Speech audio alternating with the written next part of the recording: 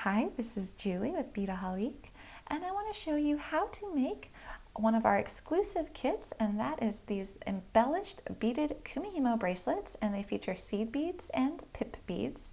To show you a couple different examples, I have 4 different colorways. I've got black and blue, I've got purple, pink, and a green one as well.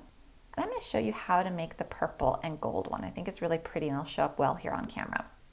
What's nice about an exclusive kit from Beadaholique is you get all the supplies you need to make the project.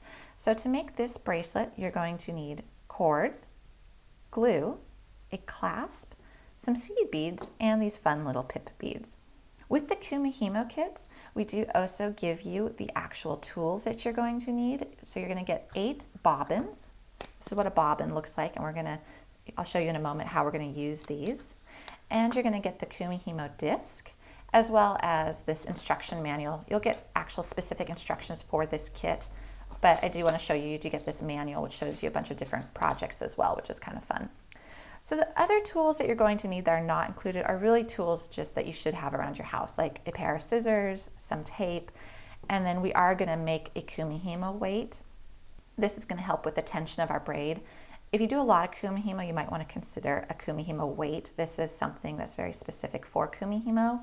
But if you're just starting out and want to give it a try, I just made a weight with a binder clip, some string, and this is actually just a tool from a dapping set, but you could use a bag of pennies or just something that has a little heft to it. So without further ado, let's make this bracelet.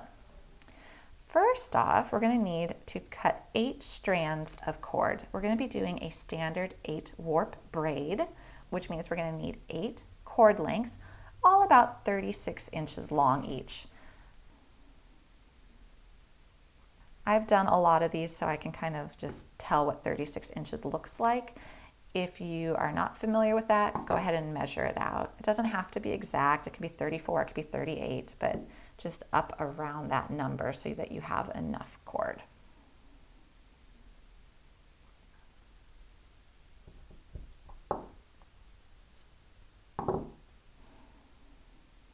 Okay, so we've got 8 cords, which are about the same length. You can tell I wasn't too terribly precise because I knew I was allowing myself extra. So we're going to take one of the cords and we're going to start to load it onto a bobbin. So these bobbins pop open like so and pop shut. And so to reinforce them a little bit, because these beads can add some weight to the actual S-lon that can cause the bobbins to slip a little bit, we're going to tape the tail end of the cord into the bobbin. And this is just a little trick I've found that really helps. It's just something simple to do. It's just an extra moment in time, but you'll appreciate it. So just going to take standard tape, slip it into that bobbin, and tape that end into place. Now we're going to load up our bobbin with beads. And for this particular design, what we want is we want to load up 15 seed beads, 6 pip, and another 15 seed beads. And you don't need a needle for this. The S-lon is stiff enough and thin enough to easily go through the seed beads. So I've got 5, 6, 7, 8, 9, 10, 11, 12, 13, 14, 15. Okay, now for the pip beads. You'll see one side is more gold and one has more of a green-purple tinge to it. I just put them on randomly. I liked that they were all mixed in the center. You could try to string them all on the same direction, but I think they're really pretty mixed. So I'm just going to go through the pip beads.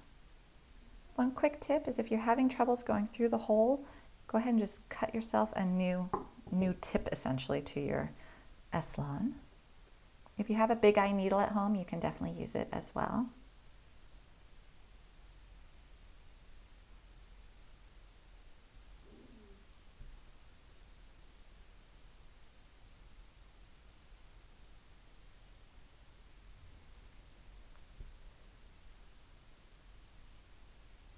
And I'm twisting my Essalon a little bit to get them through these pip beads. So I've got 4 and I want 6.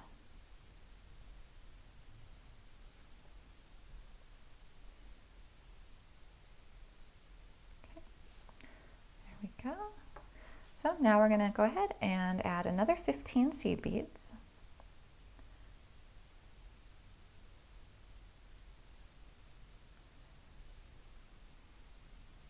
Okay, so again, the pattern is 15, 6, 15.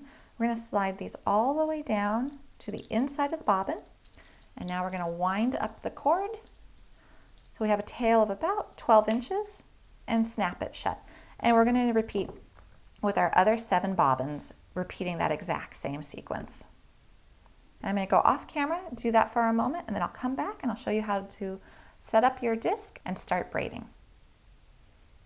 So these are all loaded up now and they're identical. So we're just going to go ahead and grab their ends, have them all line up.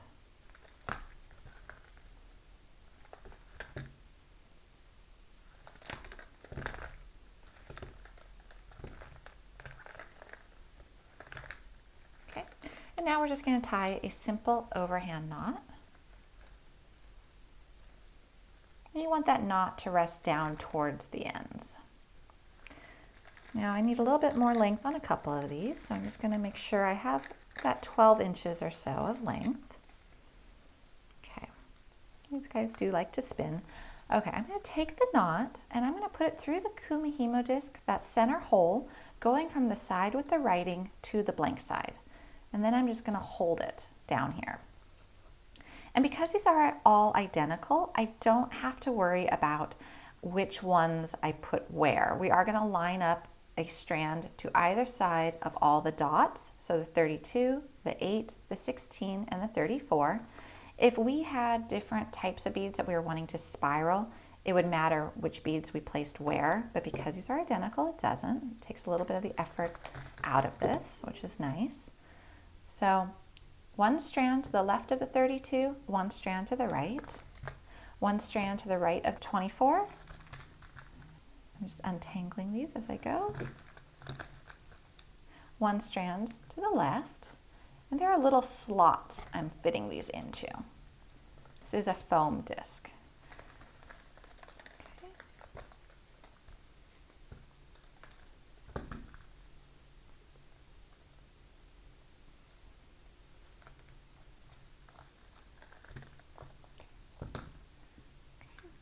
So 1 to the left of the 8.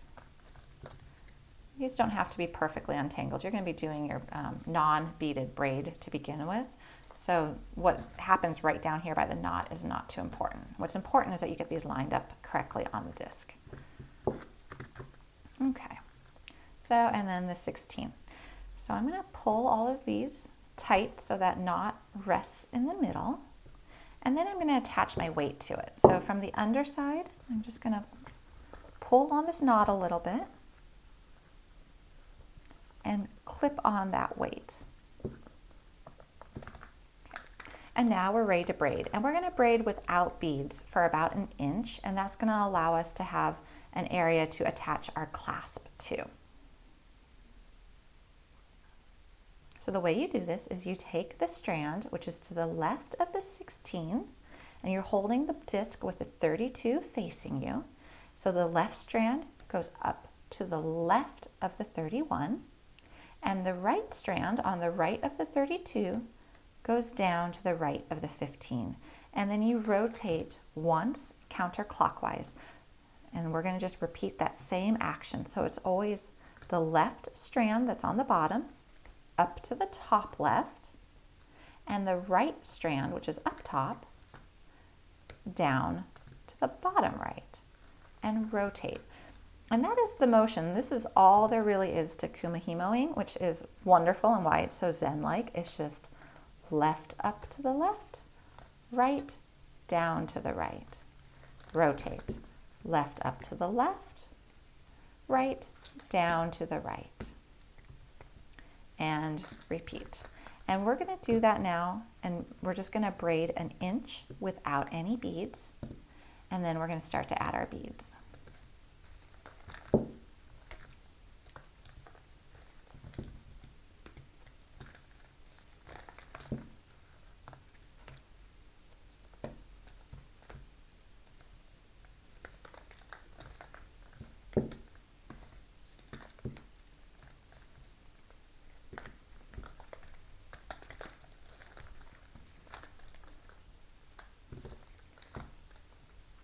Okay, we've got almost an inch braided, and now we're going to want to start adding beads, but I need to know where I left off on this braid once I want to come back to it with the beads. So a little trick for doing that is take your left cord, go up to the left, but instead of completing this rotation, taking that right one down, just leave it up there. So you have 3 at the top, 1 at the bottom.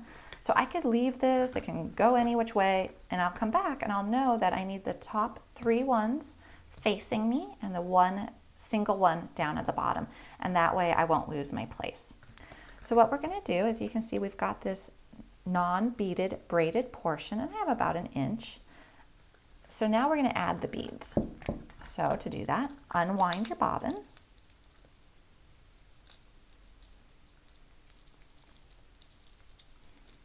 Okay, scoot all your beads off. Scoot them up towards the disc and rewind your bobbin. And leave an amount that you're comfortable working with, because you can always go ahead, and you're going to need to actually, is continuing adding more thread as you go and unwinding your bobbin a little bit. But I like about that much.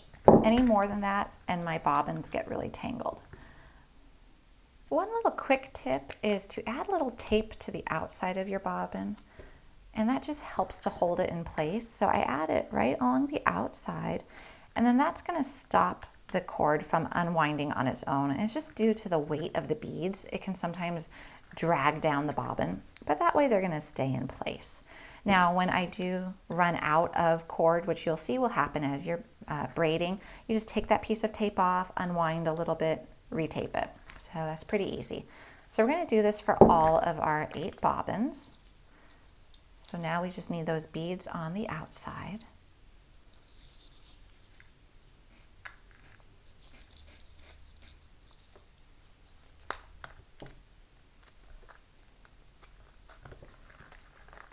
Okay, we are ready to begin doing beaded kumihimo. The beauty about beaded kumihimo is there is absolutely no change in the actual technique between beaded and non-beaded kumihimo. We're still going to do left to the left, right to the right, rotate. The only difference is we're going to start slipping a bead under the thread bridges as we go, one at a time. So what I mean by that is we're going to take our strand, we're going to take one bead, scoot it down with our fingernail. You can see it's coming all the way down, and we're going to catch it under this thread bridge. Oops, 2 scooted down. We don't want 2, we just want 1. Okay, so now we're just going to complete our action like so and rotate. So now left up to the left, just as we've done before, but we're going to add that bead, and you add a bead every single time. So we're just catching it under that thread bridge and completing the action. Now right down to the right, but with a bead. Rotate. I'm going to do a few so you can see what will start to materialize as your braid feeds through the center hole. And I'm just slipping those under, and I am making sure that they're catching, because I want them to stay in place. I don't want them to end up on the side of the cord still or somehow in the middle here. You definitely just want to make sure they catch under that thread bridge. But my technique has not changed. And I think that's one of the reasons why people really love kumihimo, and I know it's why I love it, because you can just kind of relax. It's not so much technical, so many technical steps. It's really a very peaceful technique. So do a few more, and then I'll show you.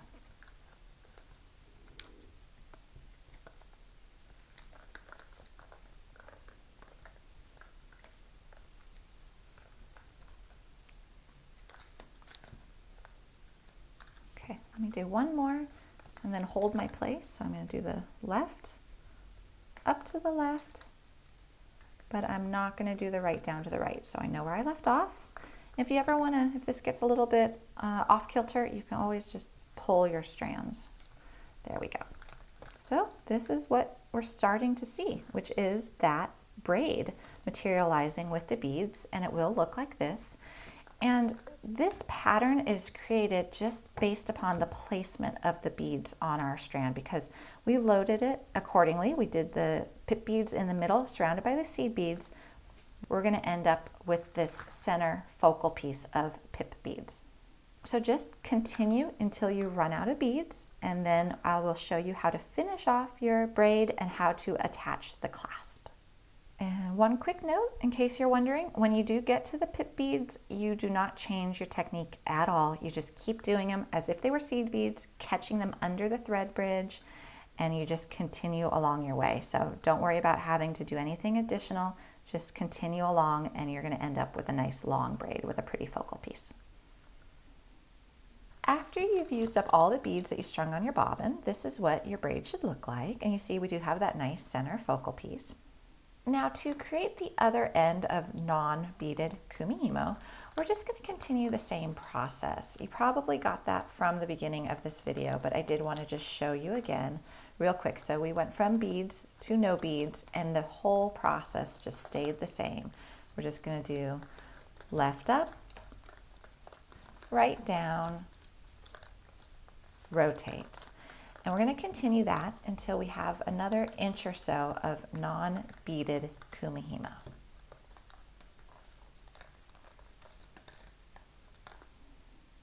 We've completed all of our braiding. You see that we have the beadwork in the middle with the two ends that do not have beads, which will allow us to attach our clasp. So at this point, we're ready to actually remove the braid from our disc. Do that simply by pinching your braid up at the top and pulling all the strands out of their slots. Pull them through the disc as much as you can and cut off the tails. So we're done with the disc and bobbins at this point. Now, if you see the moment I let go of this, the braid is going to start to unravel. So what you're going to want to do is go ahead and take your weight that you made earlier with the little binder clip, or if you have a kumi weight, and just pinch that end. So that's going to hold the braid in place until you're able to finish it off. So what you're going to need to finish it off is the E6000 that came with your kit. Also, you're going to need some more of your S-Lon cord, your clasp. Go ahead and separate out your clasp at this point. You never want to actually glue a magnetic clasp in place in the closed position, just in case any of the glue seeps through. You wouldn't want to accidentally glue your clasp shut, which we've actually done and learned the hard way.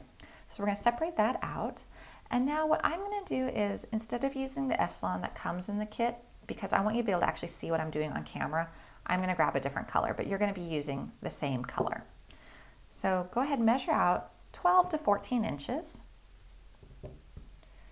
And we're going to tie off our end. If you notice, the clasp itself, the diameter of the inner well, is actually quite a bit wider than the diameter of your non-beaded braid. So when it's all finished, it looks great because it very nicely complements the width of the actual beaded portion, but this non-beaded portion is a little bit too skinny for the clasp. So what we want to do is we want to bulk it up. And to do that, it's actually going to be very easy. We're just going to take that cut piece of cord, and we're going to tie a knot up towards the beadwork, not on top of it, but right up near it. So this is actually going to secure the braid, but we're actually also going to add some extra bulk here. We're going to build up that braid. And so I'm just going to tie a series of knots. And you can do this by winding. You can wind the cord around a couple times and then tie a knot. You just want to keep it all centered down towards the beadwork. And then you could go to the other side and tie a knot. Really, whatever you want to do to bulk up this braid. I find tying knots is the easiest, and it also really secures your braid as well. Just keep in mind how long your clasp is, so you don't want to be doing that up towards this portion here that would actually exceed where your clasp is, because we're going to cut the braid here. So I'm only going to show you how to do this on one side of this bracelet because it's the exact same method on both sides that you're going to be using. But this is easy and doesn't take all that much time.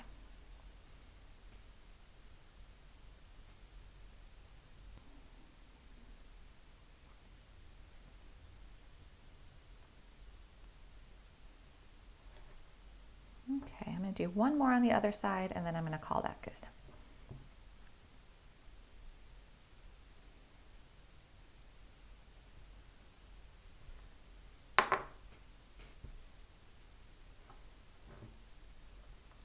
Okay. So at this point, I'm going to go ahead and trim off my tails, and I'm going to trim off my braid as well. There we go. Now, I have a Post-it note. You can use a scrap piece of paper, and I have a scrap piece of wire. I'm going to take my E6000, and I'm going to put a generous amount on the Post-it note. Separate the clasp, and you're going to fill that well with the glue. And be pretty generous in this, I would say. Go ahead and actually really coat the sides, coat the bottom.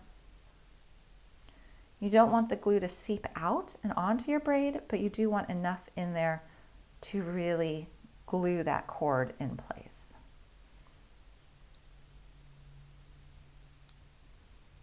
There we go. I'm happy with that. So I'm just going to take the end, and it looks all rough, but that's all going to disappear. I'm just going to push it into the clasp, like so. And you'll see it all just disappeared. And now it's firmly in there. And we're going to do the other side the exact same way. You're going to let those both dry. I would say overnight with the E6000. I would just play it safe, let dry overnight. Probably a couple hours would be totally fine, but you've gone to all this work, so just go ahead and let it dry as long as it needs to. And then when you're done, you're going to have a bracelet that looks like this. I'm going to pull over the other color variations too, so you can see them once again. And all of these are exclusive kits by Beadaholique. You can find these on the Beadaholique website, and they are called Deluxe Beaded Kumihimo Bracelet Kits.